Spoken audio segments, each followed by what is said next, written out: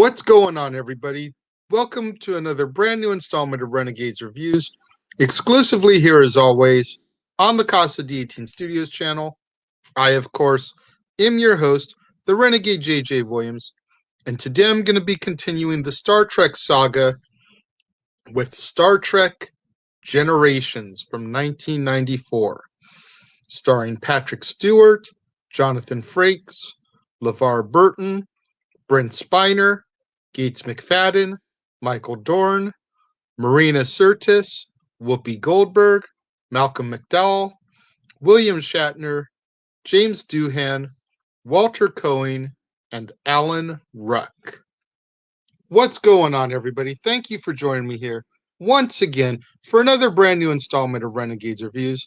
And as I said in the intro there, today we're going to continue the Star Trek saga as I feature the film where part of the original crew meets the next generation. Captain Kirk, Mr. Scott, Chekhov all have minor roles in this film that is basically being told by the next gen cast: Picard, Riker, Data, Geordi, etc.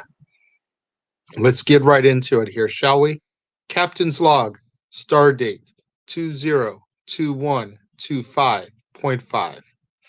It's the year 2293, and retired Starfleet officers James T. Kirk, Montgomery Scott, Scotty, and Pavel Chekhov are attending the maiden voyage of the USS Enterprise B. During a shakedown cruise, the Enterprise is pressed into a rescue mission to save two El-Arian refugee ships that have been snared by a massive energy ribbon. The Enterprise is able to save some of the refugees before the ships are destroyed. One of the saved refugees pleads to be returned to the ship, but his pleas fall on deaf ears. The Enterprise becomes trapped by the ribbon, and Kirk goes to the control room in order to help the ship escape. The Enterprise is freed, and Kirk is presumed dead after the end of the ribbon hits the ship's hull where he was working. We then go further into the future, and it's now the year 2371, and the crew of the Enterprise D is inside of a holodeck computer simulation in order to celebrate the promotion of Worf to lieutenant commander. During the celebration, Captain Jean-Luc Picard learns that his brother and his nephew have been killed in a fire, and is distraught that the Picard family name will end with him.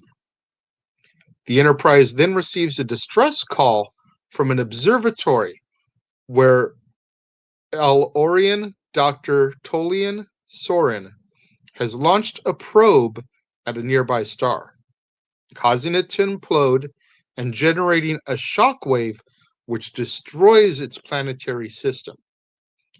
They rescue Saran without knowing, and Saran proceeds to kidnap Enterprise engineer Geordi LaForge.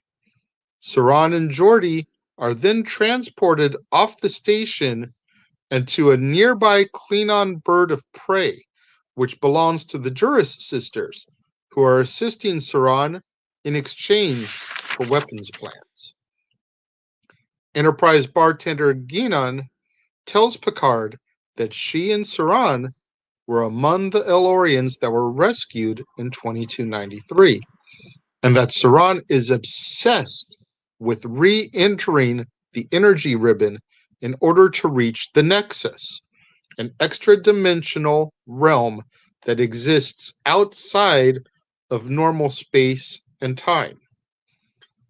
Saran, who lost his family when his homeworld was destroyed, wants to escape death through the Nexus, which Guinan describes as pure joy, where time has no meaning. Picard and Data determine that Saran, unable to fly a ship directly into its ribbon, is altering its path by removing the gravitational effects of nearby stars. Saran plans to destroy another star in order to bring the ribbon to him on Viridian 3, killing millions on a nearby inhabited planet in the process. Upon entering the Viridian system, Picard offers himself to the Duras sisters as a trade for Geordi's return. However, he insists that he be transported to Saran directly. Geordi is returned to the Enterprise, but unwillingly exposes the ship's defense details through a transmitter installed in his device.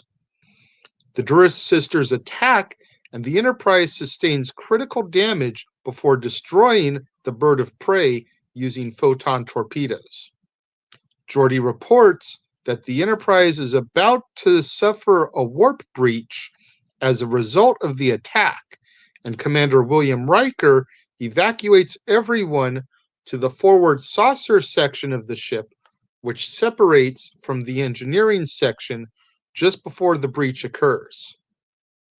The resulting shock wave sends the saucer crashing to the surface of Viridian 3 and damaging it beyond repair.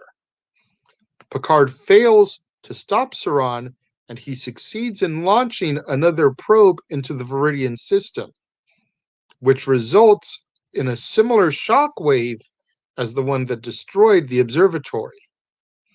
The shock wave alters the course of the ribbon, which causes the destruction of Viridian 3 and the Enterprise and its crew.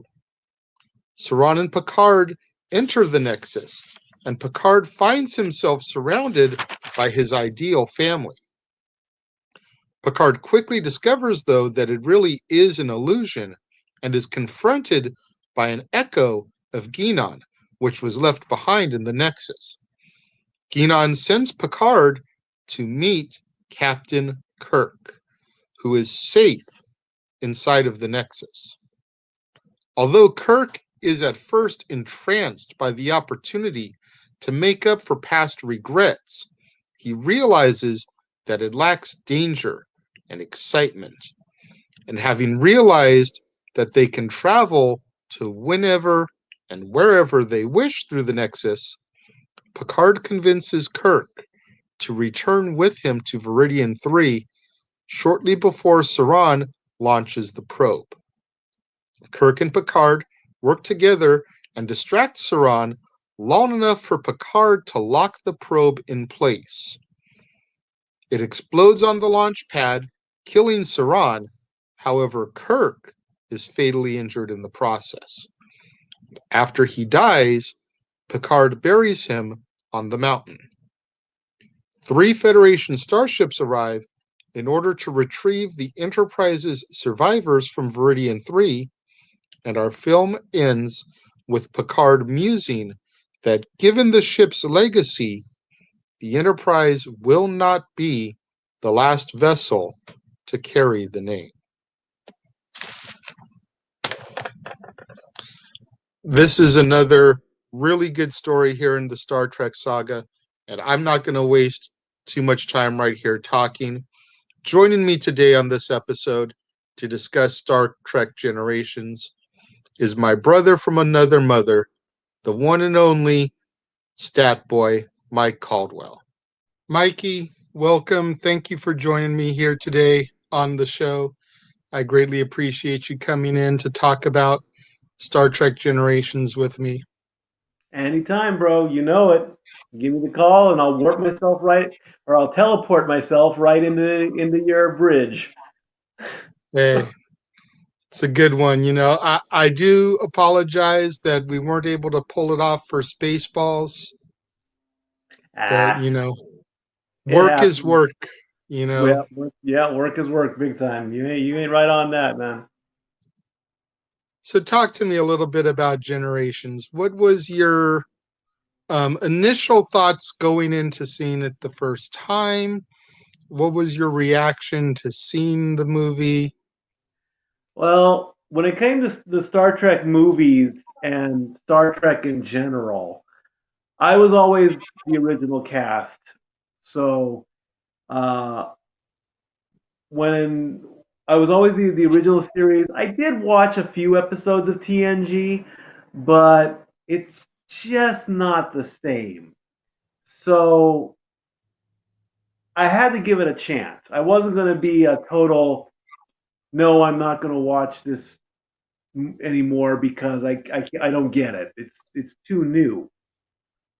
Um, of course, LeVar Burton. I knew him from Reading Rainbow. We met him at Kamikaze Con, I think. And of course I knew him from Reading Rainbow, so I went more Reading Rainbow than Geordie LaForge, and I didn't really get a respect for Picard until way after uh, his tenure on Star Trek ended. And then of course he went on. Patrick Stewart went on to be Professor X and all that. So I was a little skeptical.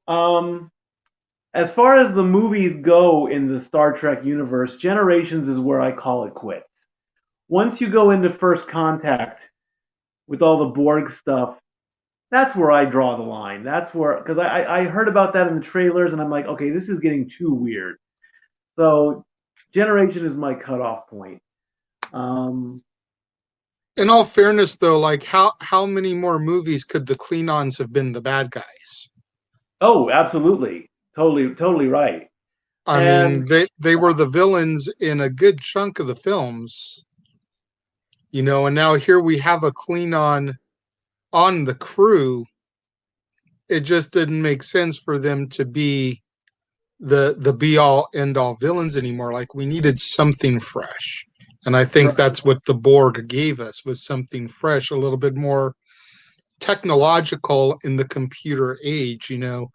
We had Terminator 2 by that point and Aliens and like just something a little bit more technological. right. I definitely loved the concept of the holodeck. I mean, to go A into the holodeck was holodeck, cool. It made me think of Cerebro. You yeah, mentioned him as Professor X. Like when I first saw it, because I didn't remember the holodeck from when I'd seen it last. It's been years since I've seen Generations, and like you, Generations was the last one I saw. That was my cutoff. right, I had seen 1 through 7, but I've never seen 8, 9, 10, or the new timeline. right, So all that's going to be new to me. But I didn't remember the holodeck, and when I saw them walk from the like ocean ship deck onto the starship deck, I was like, whoa, we just went from Cerebro back into, you know, the school for gifted youngsters. Like, what right, just happened here? Like it was a full on X-Men moment for me. yeah. And the moment, of course, that I liked was between Picard and Kirk in the Nexus. Uh, you see Kirk chopping wood, uh, and Picard's trying to explain everything what's going on, and all Kirk wants to do is spend time with his wife, and all that. And he's like, "You're a Starfleet officer." He's like, "I don't care. I'm happy here," and whatnot. It was a sad ending, but it gave Kirk his closure to end out his tenure as captain and as a Starfleet officer. Um, would I have liked to see other matchups, if you will, comparing the original Enterprise crew with the Enterprise D crew? It depends. I mean, Oh, absolutely. I mean, even though Spock was essentially Kirk's number one, I would have loved to seen Spock and Data go at it. oh, logic versus computer logic, absolutely. Like, I Uh, just think the two of them would have been great. I think Riker and Bones would have been great. yeah, and with Data, this was also the story where they put some kind of chip into his head, right? Yeah, to make him a And little bit more human. And he finally got the punchline to a joke that was told in the very first episode of The Next Generation. right, Um, of course, the scene with Whoopi Goldberg in the bar, he's tasting alcohol for the first time. That's comedy. What kind of shocked me was him swearing.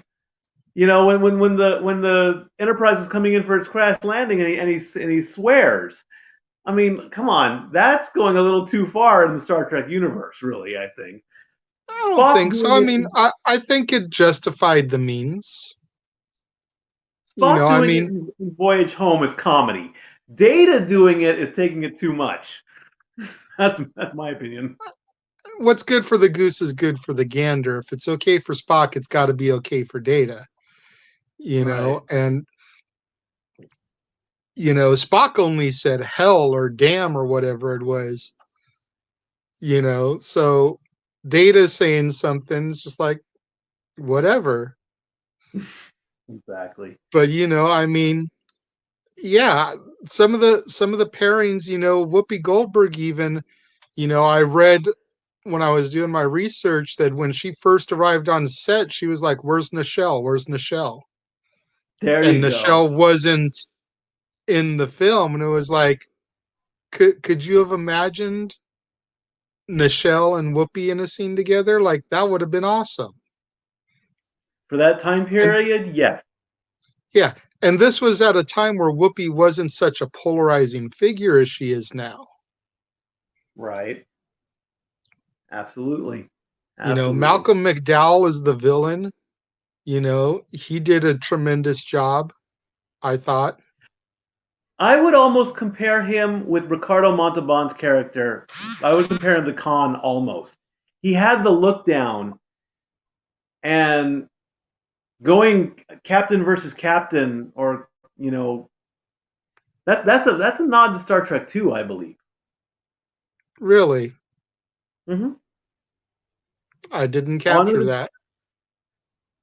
continue going forward by honoring the past. You know, Okay, I kind of see it now. I kind of see it now. I'm glad they Um, didn't put the Will Wheaton in there. well, I mean, it would have been nice if he could have made a cameo. The same with Denise Crosby, Deanna Troy. Right? She was hot. It would have been nice to have seen them make cameos, but I understand. What I found interesting though was that this was literally released after Next Gen had already finished its television run. So Okay. I almost wonder if part of the stip in bringing some of the people back, like Brent, was that there had to be an evolution of their character. Sounds Because about right. Data had been so straight laced robotic throughout pretty much the entire series. We're going to do that now for a 2 hour plus film. Like, let's give a little something, a little bit of difference. You think about it, Worf got promoted, Data became kind of human. There was Yeah. the side story with Geordi being kidnapped. Right.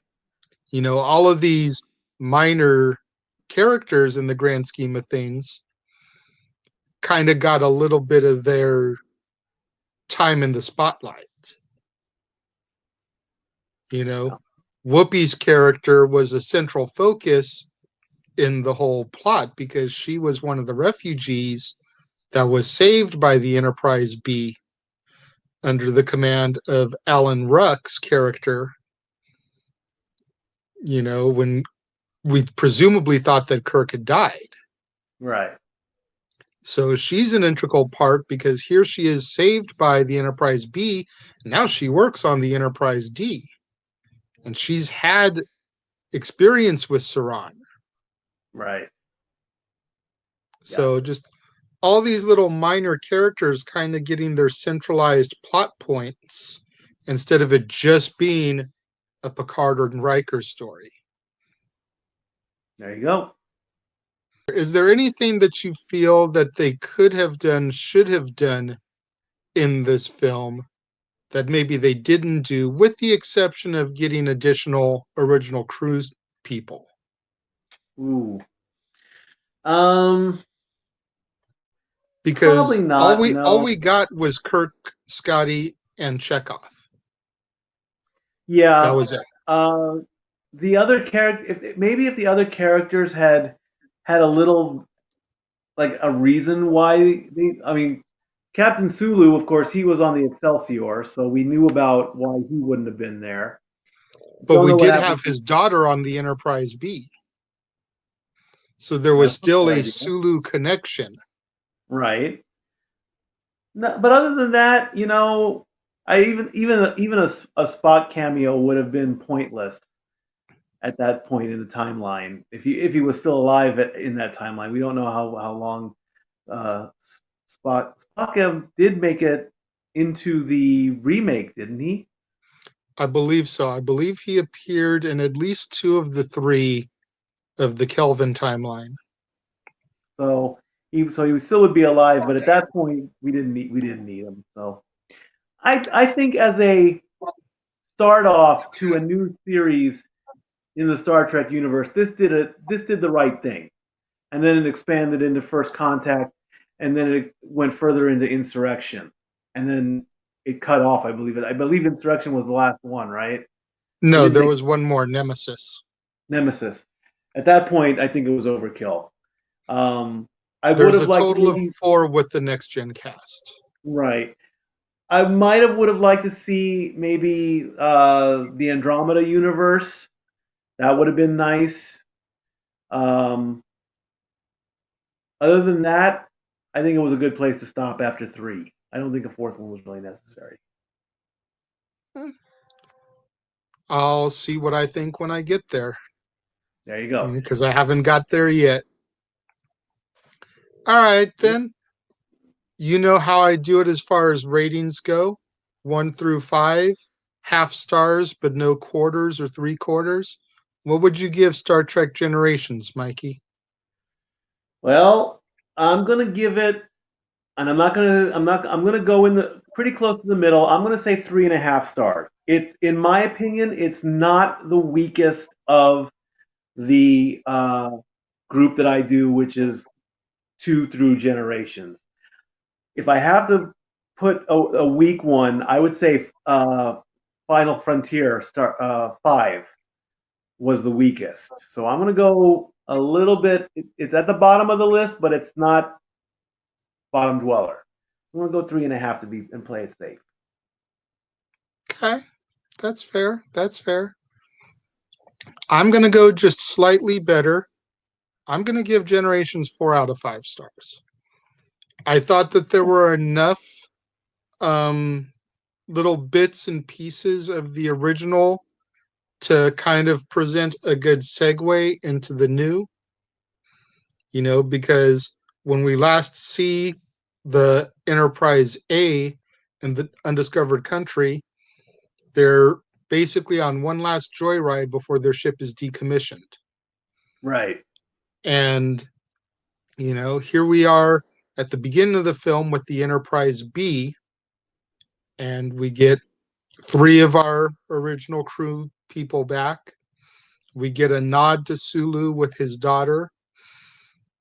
I feel like maybe that scene would not have been a good spot to have too many more originals because it already seemed like the spotlight was being taken away from Alan Ruck's captain, just in the fact that not even Kirk, but Scotty and Chekhov were there.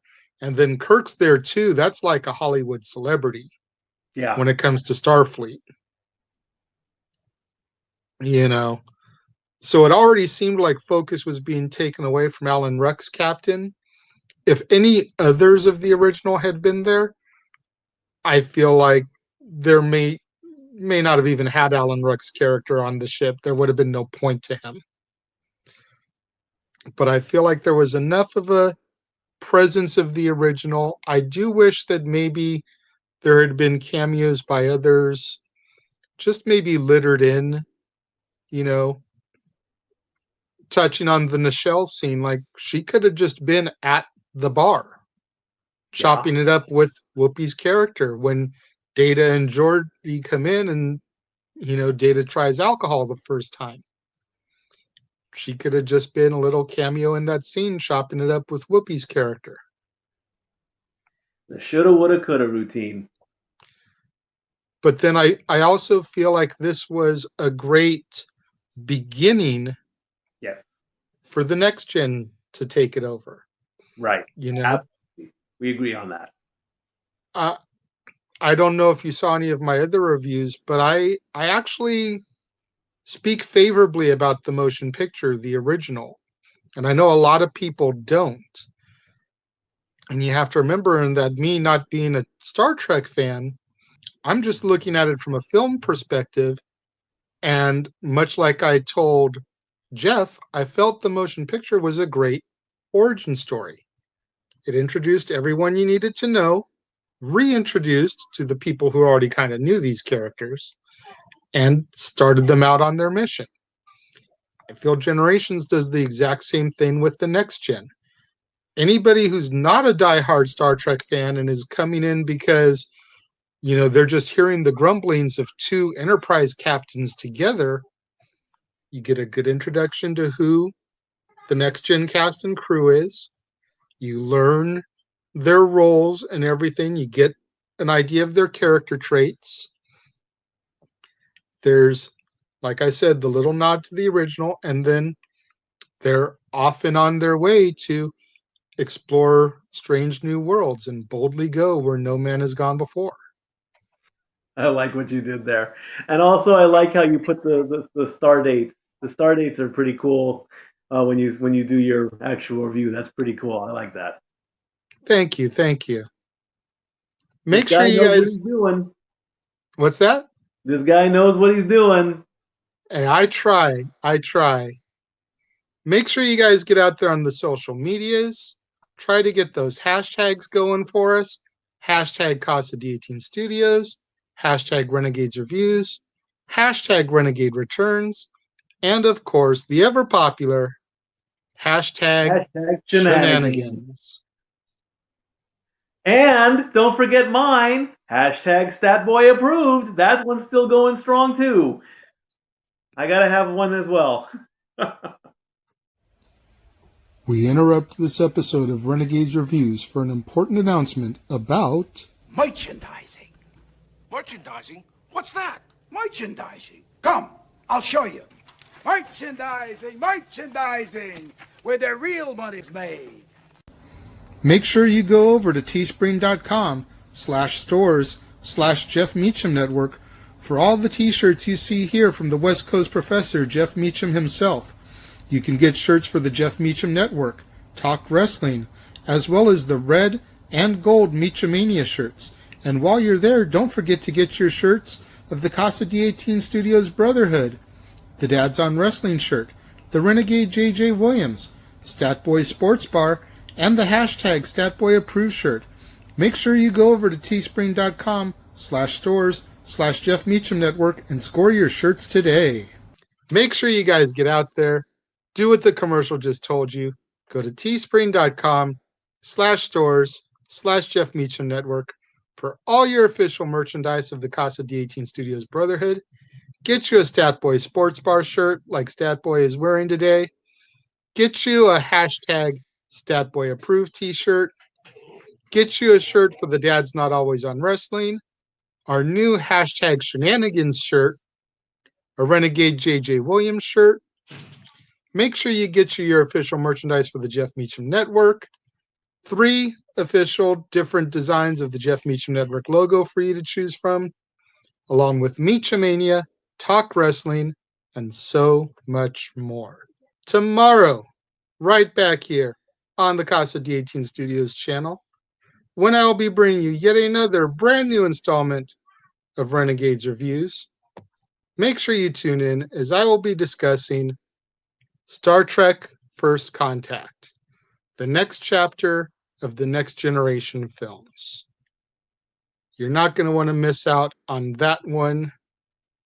Thank you very much, Statboy, for joining me and tuning in. I greatly appreciate you stopping by the bridge here today.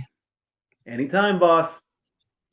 To all my loyal fans and viewers that have been watching the premiere, leaving your comments all the way over there next to Mikey. Thank you very much. I greatly appreciate it. To all my loyal fans and viewers that watch on demand, leaving your comments down here. Thank you very much. I greatly appreciate it. I appreciate each and every one of you guys that tune in on a daily basis to the show. Thank you for watching. I will see you tomorrow. Make it so.